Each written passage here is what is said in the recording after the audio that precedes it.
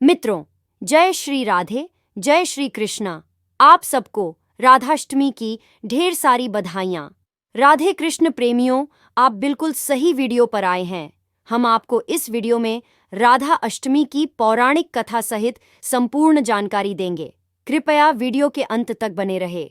हिंदू पंचांग के अनुसार भगवान श्री कृष्ण की प्रिय राधा रानी का जन्मोत्सव भाद्रपद मास के शुक्ल पक्ष की अष्टमी तिथि को मनाया जाता है, यानी कृष्ण जन्माष्टमी के 15 दिन बाद राधाष्टमी का पर्व आता है। कृष्ण जन्माष्टमी की ही तरह राधा अष्टमी का पर्व भी मथुरा, वृंदावन और बरसाने में धूमधाम के साथ मनाया जाता है। इस दिन महिलाएं घर में सुख शांति और खुशहाली के लिए व्रत रखती हैं।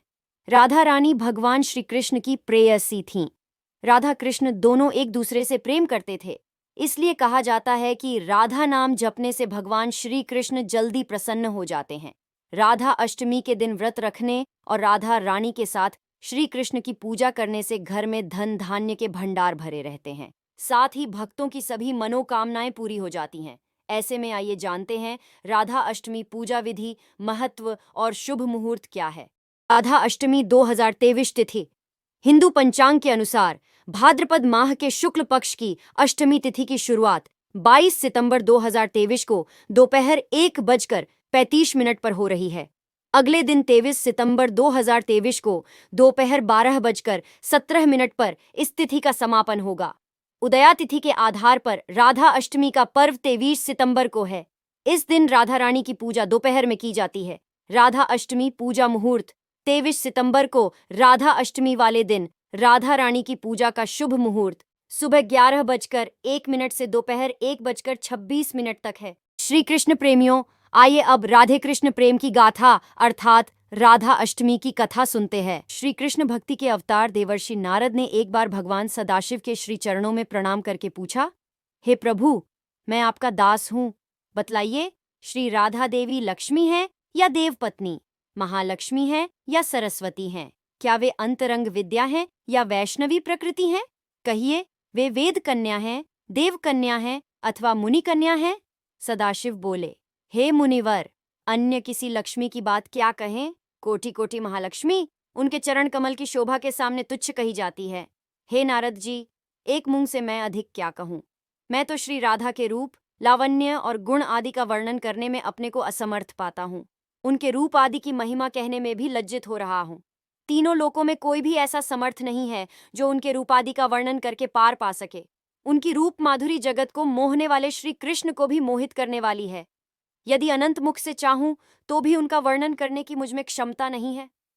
नारद जी बोले, हे प्रभो, श्री राधा जी के जन्म का महात्म्य सब प्रकार से श्रेष्ठ है। हे भक्तवत्सल, उसको मैं सुनना चाहता हूँ। हे महाभाग, सब व्रतों में श्रेष्ठ व्रत श्री राधा अष्टमी व्रत के विषय में मुझको सुनाइए। श्री राधा जी का ध्यान कैसे किया जाता है, उनकी पूजा अथवा स्तुति किस प्रकार होती है, यह सब सुझ से कहिए। हे सदाशिव, उनकी चर्या, पूजा विधान तथा अर्चन विशेष सब कुछ मैं सुनना चाहता हूँ। भक्तों, अगर आप गोविंदम मोटिवेशनल पर नए हैं तो चैनल को सब्सक्राइब जरूर करें, क्योंकि हम आपके लिए ऐसी जानकारी और पौराणिक कथा लेकर आते रहेंगे। आइए मित्रों, दुनिया की सबसे सच्ची प्रेम कथा सुनते हैं। शिवजी बोले, वृषभानुपुरी के राजा वृषभानु महान उदार थे। वे महान कुल में उत्पन्न हुए तथा सब शास्त्रों के झाता थे।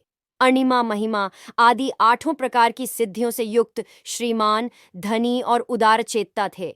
वे संयमी, कुलीन, सद्विचार से युक्त तथा श्री कृष्ण के आराधक थे। उनकी भार्या श्रीमती श्री कीर्तिदा थीं। वे रूप यौवन से संपन्न थीं और महान राजकुल में उत्पन्न हुई थीं। महालक्ष्मी के समान भव्य रूप वाली और परम सुंदरी थीं। वे सर्व विद्याओं और गुणों से युक्त कृष्ण स्वरूपा तथा महापतिव्रता थीं।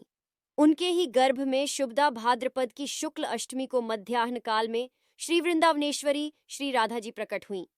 हे महाभाग, अब मुझसे श्री राधा जन्म महोत्सव में जो भजन, पूजन, अनुष्ठान आदि कर्तव्य हैं, उन्हें सुनिए। सदा श्री राधा अष्टमी के दिन व्रत रखकर उनकी पूजा करनी चाहिए। श्री राधा कृष्ण के मंदिर में ध्वजा, पुष्पमाल्य, वस्त्र, पताका, तोरण आदि नाना प्रकार के मंगल द्रव्यों से यथाविधि पूजा करनी चाहिए। स्तुति पूर्वक सुवासित गंध, पुष्प, धूप आदि से सुगंधित करके उस मंदिर के बीच में 5 रंग के चूर्ण से मंडप बनाकर उसके भीतर षोडश दल के आकार का कमल यंत्र बनाएं। उस कमल के मध्य में दिव्यासन पर श्री राधा कृष्ण की युगल मूर्ति पश्चिमाभिमुख स्थापित करके ध्यान, पाद्य अघ्र्यादि से क्रमपूर्वक भली भांति उपासना करके भक्तों के साथ अपनी शक्ति के अनुसार पूजा की सामग्री लेकर भक्तिपूर्वक सदा संयत चित्त होकर उनकी पूजा करें। धन्यवाद मित्रों, मिलते हैं एक नई कथा के साथ। तब तक के लिए राधे राधे। जय श्री कृष्ण।